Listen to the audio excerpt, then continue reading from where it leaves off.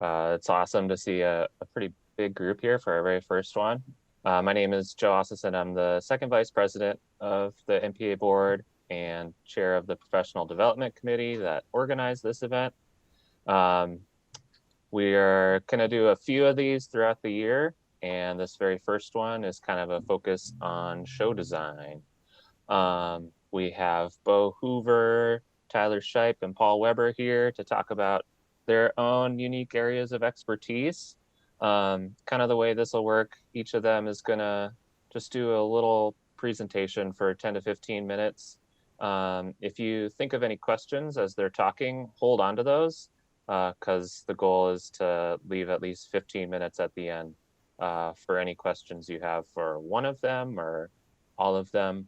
So save those for the end. We are going to record this. Oh, we are recording this right now, just so everyone's aware, for anyone who's not able to make it live. And if everyone could just keep themselves muted, that would be awesome. So let's get started here. First off, we have Bo Hoover. Who's going to talk about some front ensemble design considerations.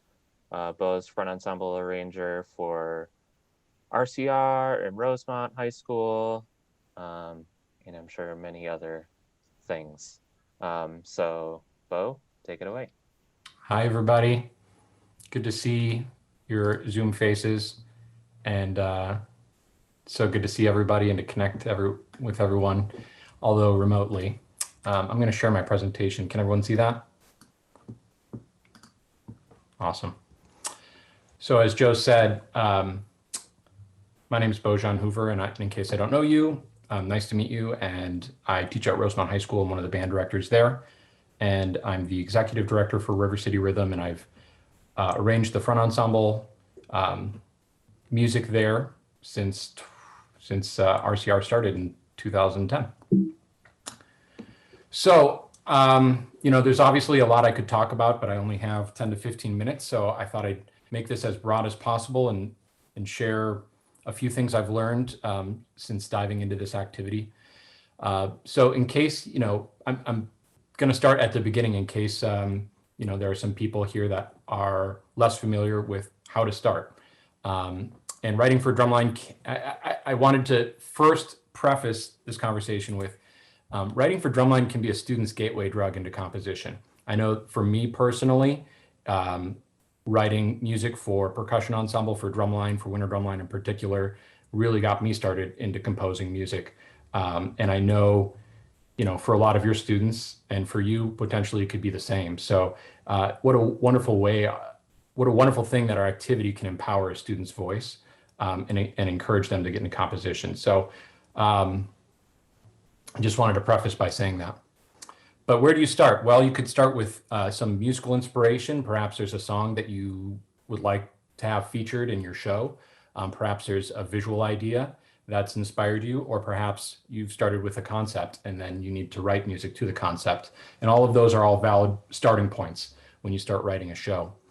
But once you actually start writing the music, you can start in any one place. You could start composing on an instrument, which I like to do personally, especially when writing for front ensemble, because if I feel like if I can play it, I know I'll be able to teach it. You can also start by notating the music, and obviously having the playback feature is really helpful. And you could write it on pencil and paper too and sketch it that way. And what's become really popular as of late is writing in a digital audio workstation. So to show you what that looks like, for instance, this is RCR's 2020 winter show. Just a snapshot of some of the stems that are going on here. So lots of sound files, and this is just the front ensemble parts.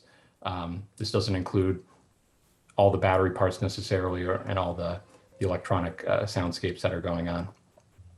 But once that has been written, this is by the way, this is being used in Logic. It's one of the most popular DAWs right now. It's fairly user-friendly. It kind of feels and looks like GarageBand at first if you're a Mac user. But I've started to write primarily in DAWs because I can write a lot faster. I can edit a lot faster. I can move sounds around, and the ability to compose not only the mallet parts, but also the electronic parts at the same time is really, really helpful. So once this part's written, then it goes into finale for me, or for a lot of other people, perhaps Sibelius. So there are some interesting workflows that you can utilize that allow you to export MIDI files into Finale or Sibelius, and you start to get kind of a rough draft in Finale, and then you eventually have to clean it up. So that's kind of how my workflow works. And I know for a lot of other people, it's a little bit different, but that's just one way to get started. So I think it's important to know your clientele. If you're writing specifically for indoor drumline, knowing what classification they're in, knowing their rehearsal schedule, how frequently they're rehearsing, when they're starting, when their competition seasons are, knowing what type of training and education that they have. Are these students primarily percussionists? Are they non-percussionists? Is there a mixture? Are there any strengths and weaknesses? What type of instructors are standing in front of them? Are there any unique talents that could be featured? I feel like the more I know the ensemble that I'm writing for, the more effectively I can write for them. There's one school in Minnesota that I've written for the last 5 or 6 years. And the first time I wrote a show for them, I went to their rehearsal about mid-season and realized that everything was just too hard. I had written too complex of parts, and every season thereafter, I simplified, and the overall result just became much better. And had I not gone to the rehearsal and met the students and talked with the staff, I probably wouldn't have realized that. So write for the student and not for the score. And the score, I mean a competitive score, and I also mean that score. Think about when you're writing the parts, you're writing, not a snare drum part, but you're writing for Jimmy, and you're writing for Susie, and if you can really personalize the part, the students are going to enjoy the experience so much more. They're going to get so much more out of it. They're going to be able to achieve it at a much higher level. And students are going to be learning music through your literature. So what do you want them to learn? Of course, you want them to have fun, but is there a certain skill set that you want them to learn? Is it a certain rudiment that you want to have featured? Do you want to work on lateral strokes, for instance, if you're a mallet player? So those are all important considerations when you start writing. So for me, I first start by writing a musical skeleton. And by that, I mean just including 2 or 3 parts, a melody, a harmony, and a rhythm, if that. And usually that starts with just a piano part. And then from there, I try to think horizontally, okay? Because in our world, we only have 5, 6, 7 minutes to present this show, and that time can go by very, very quickly. So if you're not thinking horizontally, you're going to find out that you've run out of time. You don't have enough time to pace out an effect or to fill in all of your ideas. So write horizontally first, and then vertically, then fill in the parts, and begin with the end in mind. Where do you want the show to go? I also encourage you to write the featured voice first. So if you know a phrase is going to be led by the marimbas, write the marimba part first. If you know it's going to be led by the vibraphones, write the vibraphone part first. If you know it's going to be a snare feature, write the snare feature first. And Paul and I have written a lot of shows together, and at least 2 or 3 times throughout a show, we'll say, okay, Paul, you should write this phrase first because the battery's really featured here. And then I'll write my parts to his battery parts, and it ends up being a much more fulfilling process that way. So don't always start with the same voice. Write for the featured voice first. So once the skeleton is completed and the pacing is just right, you hit all the effects that you want, you can go back and fill in the other voices. Keeping in mind that you don't have a lot of time to begin with. So I know one of my early struggles was, I had a lot of ideas and I had a lot of content. And so I'd write very short phrases to cram in all those ideas into a short amount of time. And at least in this activity, when you have phrases that are only a few seconds long, that doesn't necessarily give the visual presentation enough time to develop things. So that can be very unfulfilling. So think about writing longer phrases. One long phrase is always better than 3 short phrases, I think, in this activity. And then find balance in the orchestration. Look through your score. Are all the parts being equally represented? You can really just look at a score at a glance and notice, is one part too black? Is one part too white? You know what I mean? Like, is a student going to be maybe a little bit disengaged or bored halfway through this movement because they're not playing enough? Or is another section, is that voice on too often? Are we not providing enough variety in our orchestration? Just as a kind of an interesting side note, I intentionally didn't write find balance in like tonal center or key signature. I didn't necessarily find balance in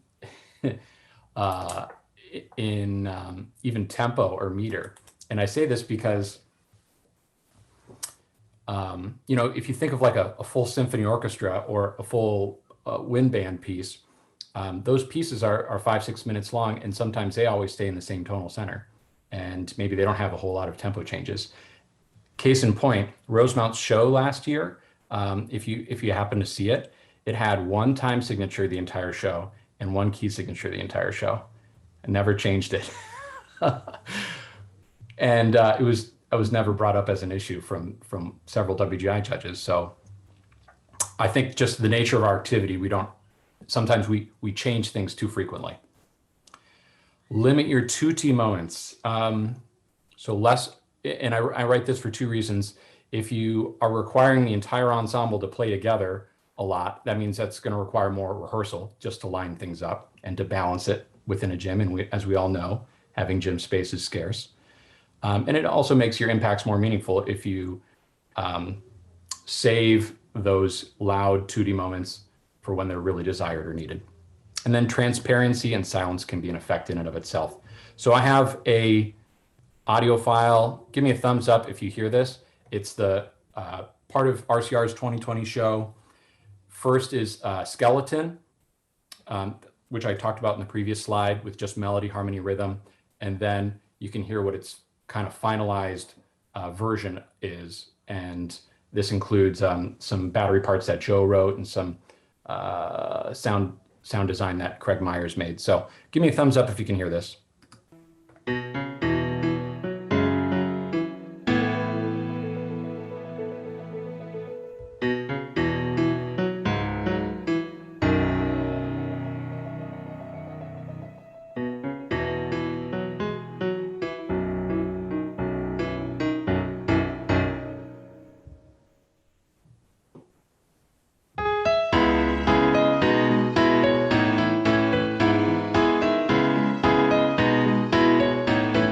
That draft was first sent home.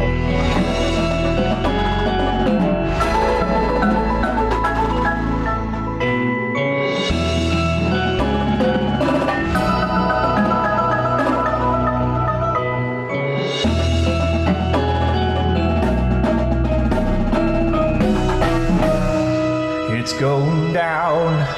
I'm calling timber.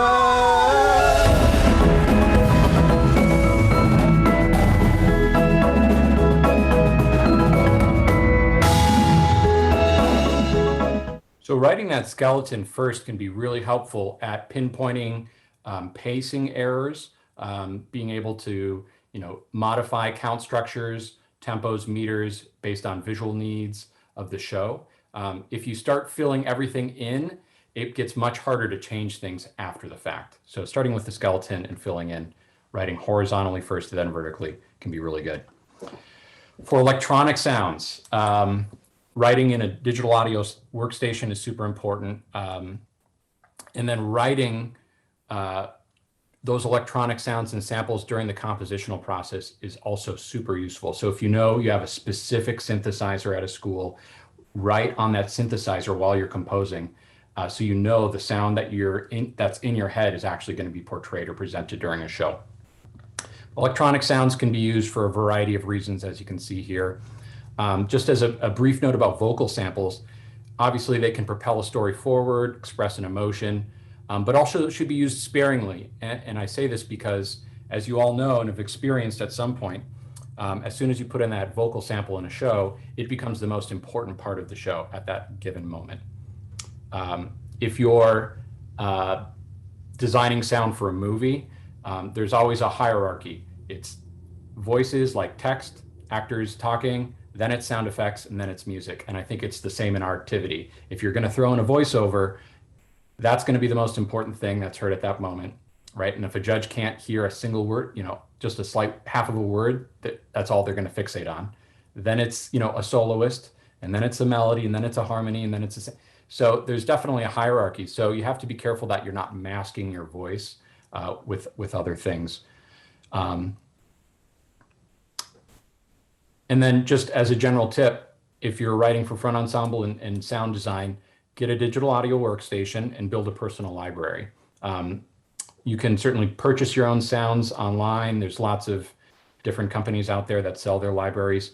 But East West is doing a Composer Cloud subscription where you can pay, I think, $30 a month and you get free access to their entire library. So you can rent it for 2 months while you're, potentially writing a show, and then have access to thousands and thousands of sounds. And then you can record your own sounds too. I know we did that for a couple of RCR shows in the past. If you can't find a specific sound online, bring your microphone into rehearsal and have the students record something for you. So just some general tips and tricks for writing for front ensemble. If possible, compose on a mallet instrument when writing for a mallet instrument, because there are some idiosyncrasies on this instrument that are just unique, that you probably won't necessarily discover if you're writing it on a piano. For instance, sticking, doubling, crossovers, that type of thing. If you have to write on a piano, and especially if you're writing for 4 mallets, write with your first finger and your 5th finger, okay? Because oftentimes composers will write on the piano for marimba and they're like, oh, this is easy to play on the piano because I can stretch and push my fingers really easily. But, changing intervals on marimba is so much harder. So if you can play it with just your thumb and pointer finger, you're probably going to be able to play, create a part that's a little more realistic to play on the marimba. Use octave displacement to thicken your texture. So if you're having one player play middle C and an octave above C, maybe have another player play everything an octave higher than that. So you're playing the same part, just an octave apart, okay? So it's still in unison, but you're thickening up the texture and making it sound a little more complex. And then don't be afraid to mix your mallet selection. So I know when I'm teaching front ensemble, I like to have my center players using harder mallets, which provide articulation. It also allows the outside players to listen in and hear them a little bit better. And I have the outside players use softer mallets to create warmth, sustain, and it also allows them to hear the inside players who are generally playing an octave higher. Mallet instruments sound loudest in their middle register, I think, so plan accordingly. That might be because if we have one microphone, we tend to put it in the middle of the instrument. But I think that middle register, like middle C and above, an octave or 2, that's where it sounds loudest. So sometimes we like to ascend all the way to the top of the keyboard and crescendo, but it actually sounds kind of weak when you play in the highest octave, unless you're playing with really hard mallets. So keep that in mind when you're writing for front ensemble. And then just give every section a moment to shine. Unfortunately, there's this perceived hierarchy within the front ensemble world. And I think it's important that we all try to give every member a chance to feel important in a show. So, and there's some unique things that, for instance, vibraphones can do that marimbas can't do, like bar dampening. And there's several different pedaling techniques. Auxiliary players, the same thing. Consider using unique instruments, non-Western instruments that add to the effect of your show. And I also, if you look back at this score, the auxiliary parts are fairly thin and they are still kind of in a skeletal form. but I will always go back once the battery parts are written or the show is kind of learned and start adding parts for them, because they are the glue between the front ensemble and the battery, and they really color a lot of impacts that the battery provides. That was a marathon. Great. Okay. Thanks, Bo. There's a lot in a little bit of time. Awesome. Next, we're going to have Tyler talk about some visual stuff. Yeah, and I'll try to keep this a little short too, because I think for a lot of us, this might be the most foreign spot, so there might be some more valuable discussion at the end. But a little background: I am not a percussionist. I'm in this world. I'm a horn player, like a lot of visual people. That's they're into this activity. It's not through necessarily their instrument, but through the visual program. So a few tips. I know locally a lot of the times it's visual is like a full-on staff kind of thing. Even the pit instructor might end up teaching some visual kind of stuff or cleaning things at times. It's just kind of the nature of the beast here. So when writing, here's some tips. I highly suggest, first thing is practicing writing. There's a few computer-based programs that you can use. Piware is probably the biggest one that people know about. The other one is Envision. I'm a huge proponent of Envision, but the reason why you want to get these things, you want to practice, the faster you can write, the faster you can do a show on there, the more ideas you're going to see. With most of my groups, I end up writing quite far into the show and then going back and deleting. And sometimes I'll just write something to get it out there and the whole thing gets scrapped. And the whole purpose of that is for me to just experience the show, see how things fit together, and make some mistakes, right? Oh, I want the snares to come in here, but I know that I'm going to have a problem because they're going to end up playing with the quads, and I don't know how to get them there. There's not enough time. So the more that you just literally write drill, try it different ways, you're going to work through your some problems on your own. There's no reason why you can't just go online, download a show, record YouTube, the audio of, I don't know, whatever you want. I'd suggest doing it in a class that is relative to the ensemble you're going to be writing on. Don't go and record MCM's show and then write it, and then you've got 2 snares and 1 quad player and 4 bass drums. So find a group, and it could be a show that's similar to the style that you want to do. It could be something completely different. Download or get the audio, buy one of these programs, and just practice. Write stuff. So there, I'm a huge proponent of just developing speed, because you're going to get more just at bats with seeing ideas. Second, and this is probably the most important lesson that I have learned in all of my time writing, is when you get those comments on judges' tapes and you keep getting the same comment all the time. And I bet, show of hands, very often they are related to props, manipulating props, changing instruments, things like that, going behind a prop, or if there's a character.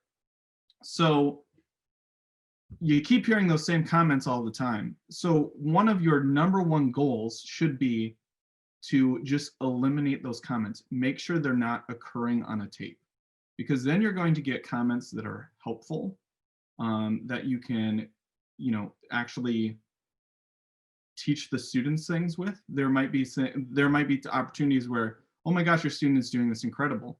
And instead of watching, I don't know, a bench be moved, the judge is talking about that. Instead, now you get to allow the judge to take in that stuff. So you're doing it for the purpose of just eliminating those repetitive comments that don't really help anything. I mean, how many kids as a performer want to hear, oh, we got to go work on the props all the time. So all of that needs to be a like really, really important, like number one on your list consideration when designing. So I have a specific example is Irondale show 2 or 3 years ago, we're using benches. And at WGI, at World Championships, I believe this was even the finals tape, the visual judge, while during the show, we move the benches a few times. And he at some point goes, oh my gosh, the benches move. I didn't even notice. How great. Later, we move them again. Doesn't notice it. And then in his recap at the end, he goes, we had some issues moving the benches today, didn't we? Well, no, that's not what you talked about, but this is such a common thing for so many groups that it just is really important. You need to put, as a designer, a lot of effort into making sure that transitions to and from props and instruments are very smooth, that they do not distract the eye, and that they're purposeful and intentful. Yeah, a lot of times when so I've worked with Paul for many years, but we'll be watching shows, and one of the things we will discuss is we'll see a show and maybe it is not my personal taste. I don't enjoy what they are doing, but so often you go, everything was correct. It was just, and what does correct really mean? It means I didn't notice the props get moved. I didn't watch the kid. Okay, they did this big ripple that goes to this payoff down here. I didn't see that kid go away. I saw this kid make the events. They disappeared afterwards, or everything. You're just not seeing any of those. The transitional elements have become so intertwined that you don't notice them, and that is a quality that I would refer to as just correct. And so you will get a lot more helpful commentary. Your students will receive feedback that is valuable to them, and they will be evaluated fairly if you can eliminate those unnecessary comments about all that stuff, all the stuff we don't actually want to work on. Yeah, those are my main points. I think we could have a lot more further discussion regarding those, but again, download a software. There's even a what is it called? Micro marching is this online thing that you can do for free, and it just has like a field, which obviously you can represent a floor, and you can upload a MP3 and you can write a show. Do it a whole ton of times, and you're going to figure out. You're just going to develop a lot more speed, and that's going to help you out. Thanks so much, Tyler. Awesome. Lastly here, we have Mr. Paul Weber. Take it away, Paul. All right, great. Thank you, Joe. Thank you, Joe, for organizing. This is great. And thank you, before I forget, to Bo and Tyler for your presentations. They were fantastic. And thanks to everyone for joining tonight. This is, I think, valuable for our community. So your participation is good for all of us. I was asked to discuss coordination, and I thought it would be best to discuss the coordination between your show and your training program. And I'm going to frame this whole thing around A class, since that's where most of our circuit is. And I think the connection between your show and your training is always really, really central to A class. Certainly the other class is applicable, but I think it is the separator in A class.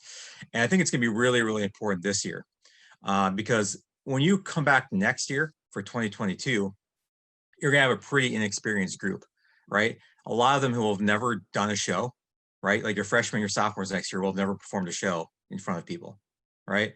The rest of the group haven't performed in a couple years, right? Again, live.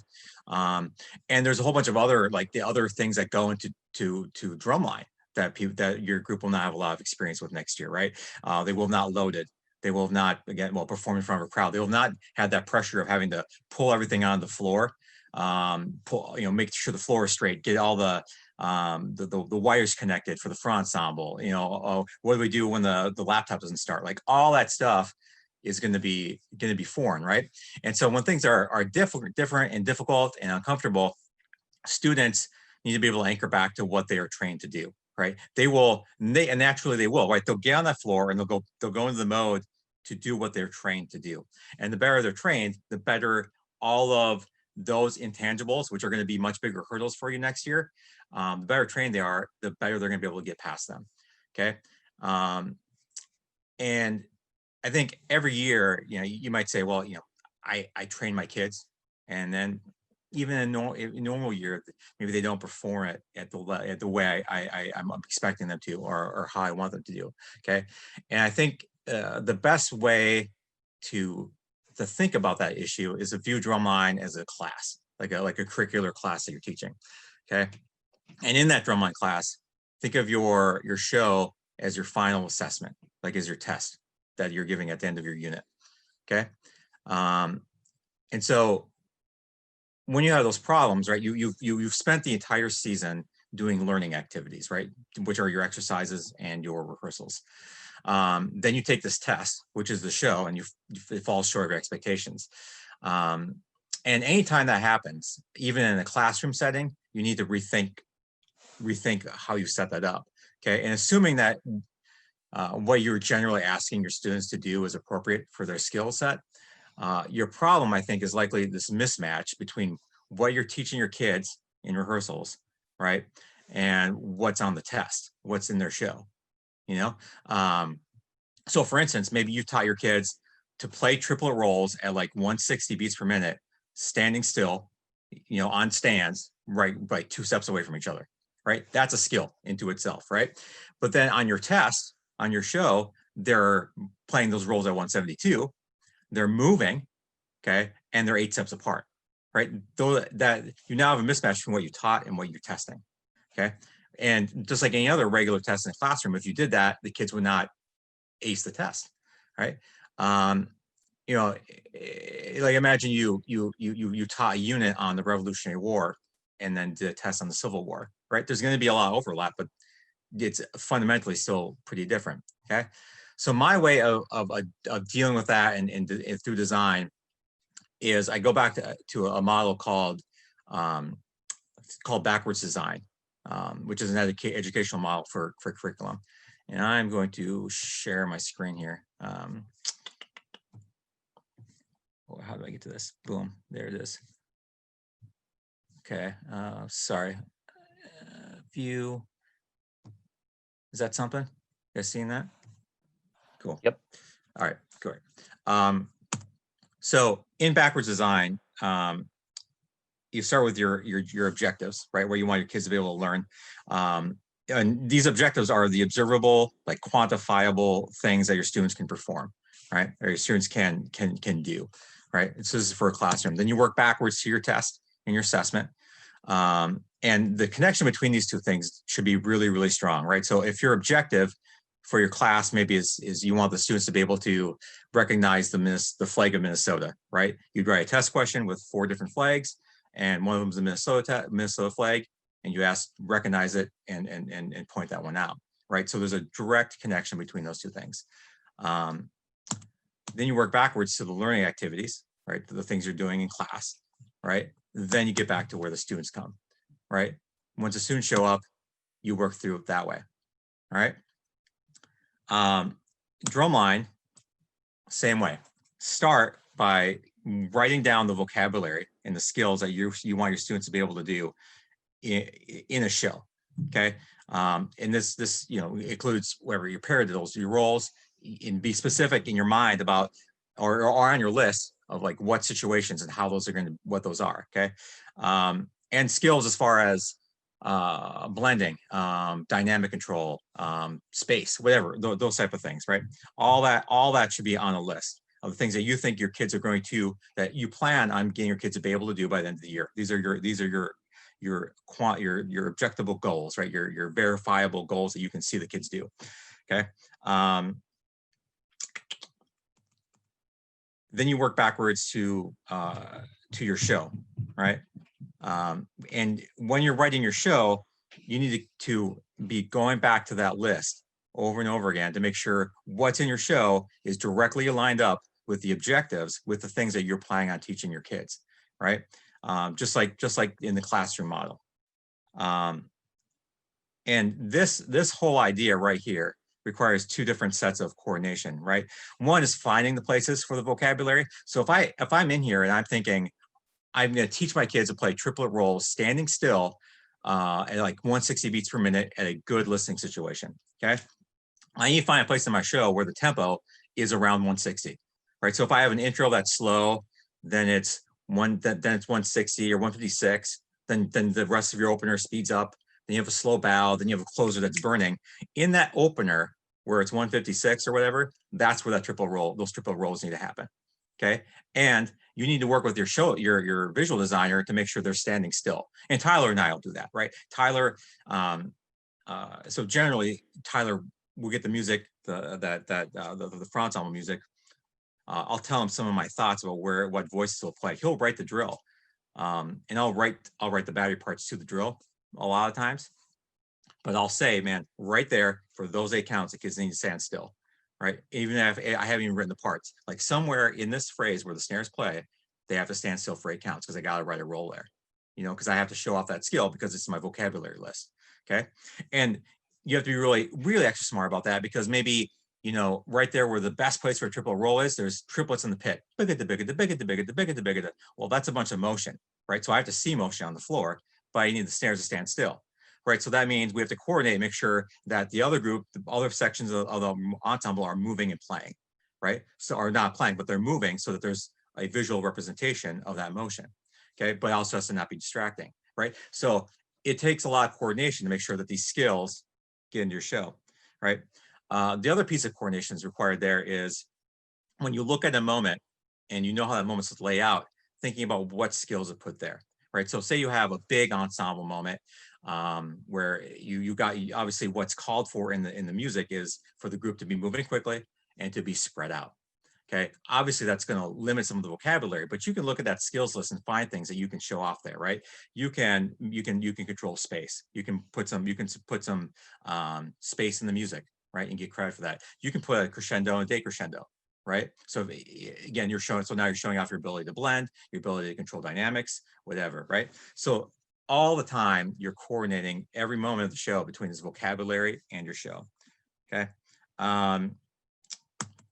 Then from there, you design all your exercises, your learning activities around getting these kids to be able to get to their vocabulary and their skills. Okay. So if I have an exercise for basically, at least when the groups are in A class, right? When all the years that Irondale's been in A, I have an exercise for virtually every single skill that's in the show, right? So if we play paradiddle, there's a paradiddle exercise. If we play a flam, there's a flam exercise. Duple rolls, triple rolls, literally everything. If I'm going to put decrescendo, crescendoed, 16th note rolls, there's a variation for that, right? The overlap is almost perfect. Okay. And then obviously once you have that all written, once you have that all planned, you get your members and you work them through that experience. Okay. So when you implement a plan like this, you end up with 2 really great things. Okay. The first thing is you have the total integration between your training and your show, right? So you don't have to go to rehearsal and ask yourself, man, are we gonna work on the show? Or are we gonna train the kids tonight? I literally never ask that because they are exactly the same thing, right? You know, we'll sit and play an exercise. Cool. Let's go to next thing. We're going to go to the B phrase in the opener where we play those crescendoing and decrescendoing 16th note rolls, right? It's all the exact same thing. And so then essentially whether you're doing the show or the exercises, everything is one large set of learning activities to get you to your objectives either way. Okay. The second really great things about implementing a plan like this, your show becomes a demonstration of training, right? That's what your show is. Okay. Every moment of your show shows off training. There's nothing in your show that you haven't trained, and there's very little you've trained that isn't in your show. Okay, it's all perfectly overlapped. And I can tell you in A class, it is all about showing off training, right? So at least in the performance, captions, right? You want to hear on that judge's tape, your kids are well trained. That showed off training. Okay, that's more important than that was hard or that was cool or anything else, right? Because the fact is, in A class, if you have difficult skills and they're trained really well, you're not an A class, right? It's not a match with the class. And poorly trained hard skills are never successful anywhere, right? So those basic skills trained and demonstrating extreme training, that is the key, right? So like, for example, right, you have this moment, full ensemble, right? Full ensemble is going to decrescendo and recrescendo together, okay? You take the time, you make sure that every section within itself is perfectly blended, right? So you listen to the quads, the 2 or 3 players all match sound all the way up and down. The bass line, they have maybe they have a decrescendoing eighth notes. Boop, boop, boop, boop, boop, boop. Does each player plays slightly softer than the one before it, and then on the recrescendo does do the same thing, right? Does the front ensemble, when they play their cymbal roll, does it come in at the perfect time so it doesn't mask anything? And their technique's great, right? In that cymbal roll blends and crescendos right with the rest of the ensemble. Is a bass synth fade in and out to always be present but never overtake. Do the sections of sections blend really well, right? So that as you're decrescendoing, you don't go, oh, the snares are a little louder there. The bottom bass drummer popped out, right? Everything is perfectly blended and clean, right? All that kind of stuff, right? And in the scenario, everything's easy, right? These are eighth notes, right? And it's all just perfectly detailed, right?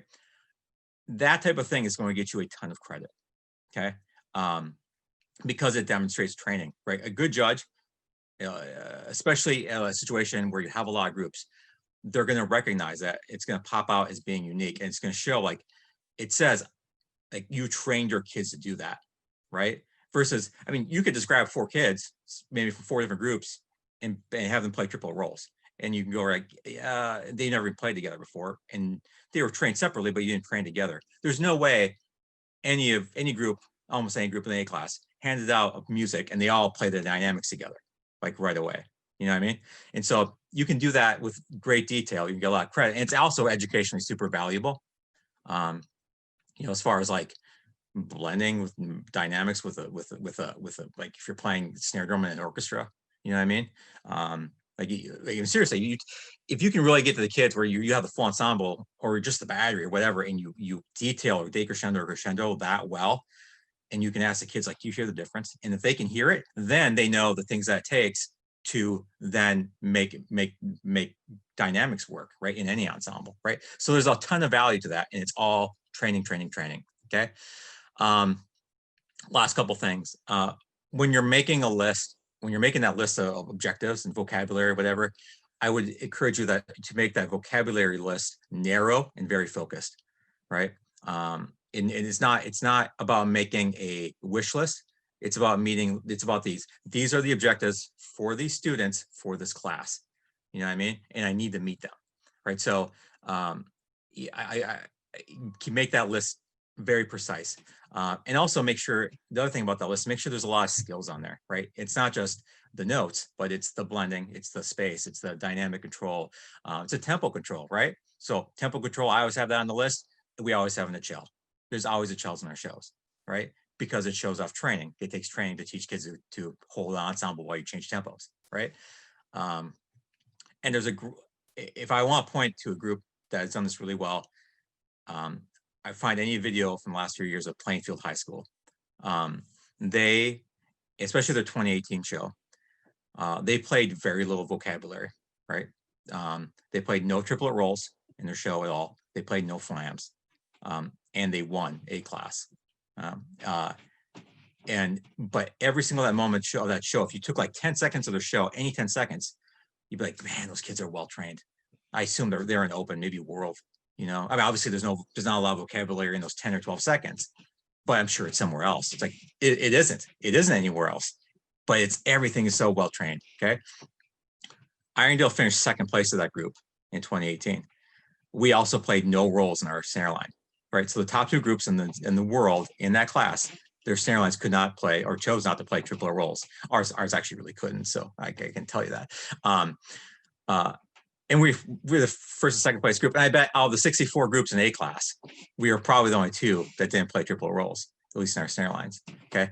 But if you watch those shows, I think you look at every single second, the training is great. They're showing of some sort of training at every single second of the show. And if you keep watching the other groups in that class, they play more notes. I mean, the group that warmed up right next to us in finals, they're playing triple roll so fast and so clean. And then we played our triplet roll exercise anyways, even though we weren't in the show, and it was filthy, right? And we were just doing those because we had trained it. We planned to have rolls and we ended up taking them out. But the fact is, but the training and so many other layers were there, okay? So I encourage you, when you start designing your show, start with that list, okay? And hold yourself to it and make sure everything goes around that and make sure that's the stuff is in your product, all right? Awesome, thank you. Thanks so much, Paul. I think that's especially helpful just given the nature of what this season's going to be for everyone. Awesome. We have time for a couple questions. So if anyone has questions, feel free to type them in the chat. Otherwise, you could just chime in. I want to chime in with one other point that Paul brought up that maybe this stirs some questions. I think this applies to both music and visual, but like if you're making that list of skills or making the list of things you want to see in your show or hear in your show, the thing that matters is not your favorite thing. I mean, that matters if it's really going to determine how much energy you're going to put into it. What matters is the thing that's like the best. And oftentimes the best is going to be, okay, out of this list of things that I have, there's 10 of them. I can link 4 of them together really smoothly and easily, and there's a logical way of doing that. And these other 3 just don't really fit into things. So the right thing to do is those 4, or just the easiest, smoothest option is usually the right one, even if it's not your favorite. Yeah, piggyback off that, Tyler and I were just talking about this the other day. We'll be designing something together, and we'll have a few different options, right? I'll have some music things for a moment, and Tyler will have some drill things that he threw out there, and we'll look at the different options, and we might consider that one's really cool, and that connects to our concept well, and blah blah all these things, and the question we always come back to is like, okay, of these choices, which one's the most correct? That is the one we should do, right? Because at the end of the day, I mean, you can be passionate about your thing, right? But if there's errors in it, it's never going to come across, right? So I think that correctness is key. I have a question. First of all, Bo, Tyler, and Paul, thanks a lot for doing this, and for Joe for putting this all together. This is a very kind of basic question, but it's probably a very open-ended answer. But how do you usually, decide what the show is going to be? Is it you have a certain piece of music you want to use? Is it a visual effect that you really want to try to pull off? Is it, what is it? Or is it different every year? And how do you kind of decide that?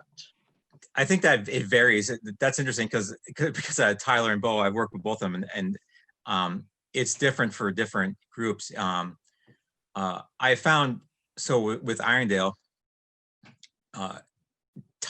somehow Tyler and I always end up finding something very similar, and then we do it. Like literally one year we both ran at each other at this meeting, and I was like, I got something to show you. He's like, so do I. And we found the same thing on the internet, and we showed it to each other, and we're like, that's going to be our show. We both found the same thing.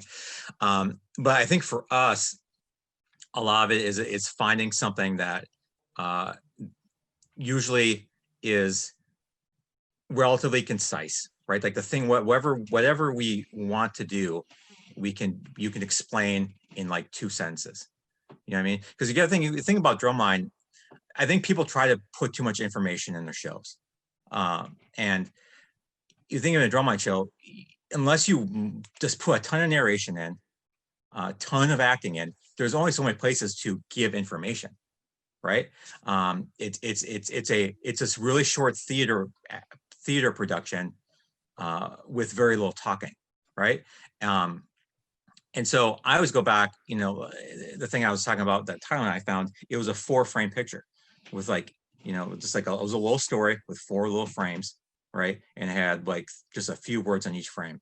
And we're like, that's our show, right? Any more information that I can fit on like 2 sentences and 4 little picture frames is too much, right? So that becomes key for us, right? And I think the other thing is we're finding, we've at least had success finding things that that can somehow be open-ended to connect with people and connect with the kids. I find when we try to be too specific about a show, that is a really detailed, a story that meaning that it has one specific thing, it's harder for kids who have all sorts of different backgrounds to put themselves into it. So I feel with the high school kids, it helps to do something that's really broad, right? That deals with issues of change, life and death, love sometimes, there's some of these things that change, whatever, things that you can just put your own self, your own experiences into it, right? And I think that's good for the audience too. And so those are like a lot of the factors that we come into for that. And I feel like it's a little different, but that it's just because we found a formula that works, you know what I mean? I think for whatever group it is, you have to start with like what you're able to do, like what you can get your kids to do, and like what resources you have. Again, for us, we have kids that have bought into this whole kind of emotional thing, so we just do it. It works. So that's good. But you think about your resources as far as props and equipment and things like that. Like what things can we use and do, and I think that's a discussion like with RCR. Last year we at one, for many years we were doing the fun, exciting shows, right? Fun and funny, and those were great and it was all good. And I think we got to a point in like 2015. Am I in the right neighborhood? Where we're like, man, it seems like we kept finishing 4th place, and we're like, it almost feels like there's a cap. Like we can't get above 4th place being funny. And so then we did this refugee show that was totally different, and then we meddled, and then that worked for a while, and then eventually we got to the point where like, okay, that type would seem we're losing energy for that style of show, and so we went back to kind of being fun and funny, and last year and it worked really well. So, but that was a lot built off of, I think, the member experience too, right? Those are some of my thoughts. I'll stop. I'll let these guys jump in. Yeah, we've only got a couple minutes left, so if Tyler or Bo, if you want to chime in on this topic. There's a lesson I learned. This came from a WGI judge that uses this in this training classes that he does. But shows come in different styles, and you just have to adhere to the style. That's an error that's made that's really common.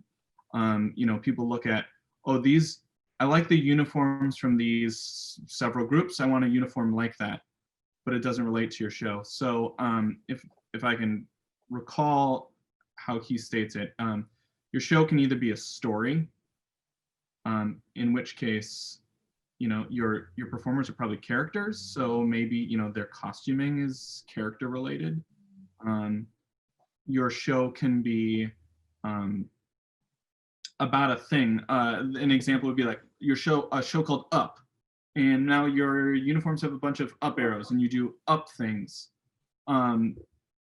Those shows, everything needs to relate back to that specific theme in some way. And a lot of times there's a lot of clever stuff in that. You got to be very careful because it's all got to be that same thing. Or as he refers to it, as an illustrative show, where the thing you're doing is a little bit more abstract. It's a feeling, it's an emotion, it's love can't necessarily, what do you do that are love things? You're not going to have your kids just go and kiss the whole show, right? How do you portray love in a way over a long period of time? It's going to be a lot more abstract, and everyone's interpretation, what they see as love is different. So now you're also allowing the audience to interpret it how they want. I know Paul and I are, I think I can speak for Paul. I'm driven towards those shows because I find them to be One, a little bit easier because you have to be, there's less opportunities for you to just make a mistake where you lose somebody. And two, the kids get to maybe put more into that. I don't know how much as a performer, as fun as it could be and awesome to do a show called Up, or there's shows Bounce, Swing, or something like that can be very fun. But they're not necessarily like leaving a part of themselves in the show. So I often start from that one lens. I like that lens. And so I run everything through that and see what gets my juices going. Thanks, Tyler. All right, we're gonna have to wrap up there. I'd like to thank Bo, Tyler, and Paul. Thank you so much for offering your time for this. It's a really awesome way to, really enjoyable to start thinking about creative things rather than practical things for a little bit. So hopefully everyone's feeling a little bit more excited and inspired for this season, as weird as it might be. We have more of these coming up. So December, we're going to do another one that's focused more specifically on instructional techniques. And then in February, we're going to do another one that's focused on how to respond to feedback from judges specifically. So look forward to emails announcing those dates, and hope we'll see you all there. If there's anyone that you know that wanted to see this but couldn't be here, we'll be sending an email out with the link to this recording as well. Thank you all. Have a good night. We'll see you at the general membership meeting on November 8th, 4 p.m. Thanks, Joe. Thanks, everyone. Thank you. Thank you, everybody. Thank you. Bye.